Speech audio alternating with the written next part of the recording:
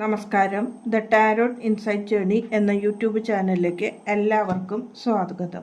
ഇന്ന് നമ്മൾ നോക്കാൻ പോകുന്നത് നിങ്ങളുടെയും നിങ്ങളുടെ പങ്കാളിയുടെയും ഫീലിങ്സ്, വികാരങ്ങൾ എന്താണ് എന്നാണ്.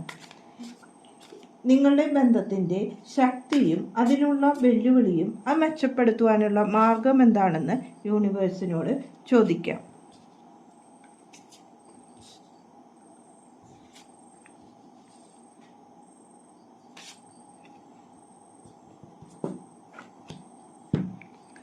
ലവേഴ്സ് എന്ന കാർഡാണ് നിങ്ങളുടെ എനർജിയായി വന്നിരിക്കുന്നത്.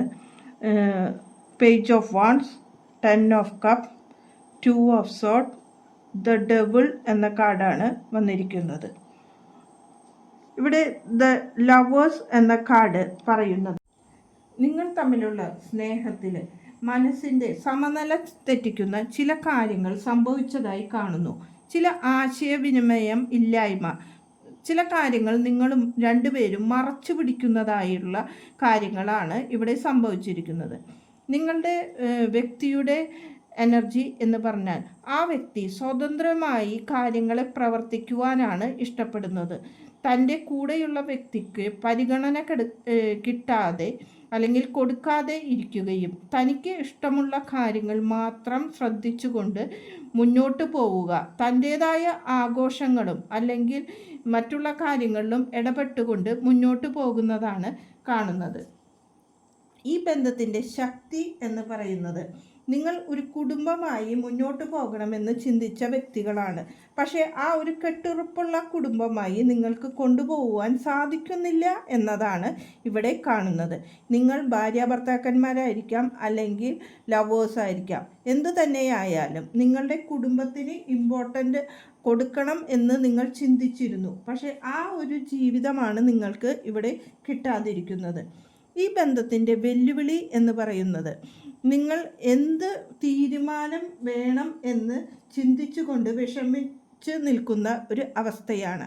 ഞാൻ ഇത് കണ്ടിന്യൂ ചെയ്യണോ, അല്ലെങ്കിൽ വേറെ ഇത് വിട്ടുകളഞ്ഞ് ലെറ്റ് ഗോ ചെയ്ത് വേറെ കാര്യങ്ങളിലേക്ക് പോകണോ എന്ന ഒരു സംശയത്തിലാണ് നിങ്ങൾ നിൽക്കുന്നത്. ഇപ്പോൾ ഒരു സ്തംഭന അവസ്ഥയിലാണ് നിങ്ങൾ ഉള്ളത് എന്ന് കാണുന്നു.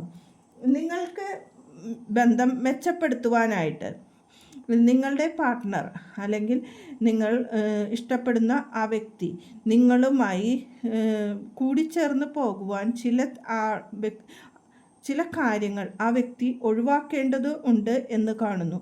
ചില ദുശ്ശീലങ്ങൾ ആ വ്യക്തിയിൽ കാണുന്നു. ചിലപ്പോൾ കൂട്ടുകാരായിരിക്കാം, അല്ലെങ്കിൽ മറ്റൊരു വ്യക്തി പറയുന്നത് അനുസരിച്ച് മുന്നോട്ട് നീങ്ങുന്നതാണ് കാണുന്നത്. അത് നിങ്ങളുമായി കൂടിച്ചേർന്ന് പോകുവാൻ സാധിക്കാത്തതാണ് വന്നത്. മറ്റൊരു വ്യക്തിയുടെ അടിമയായി ജീവിക്കുന്ന പോലെയാണ് ആ വ്യക്തി ഇപ്പോൾ ജീവിച്ചു കൊണ്ടിരിക്കുന്നത്.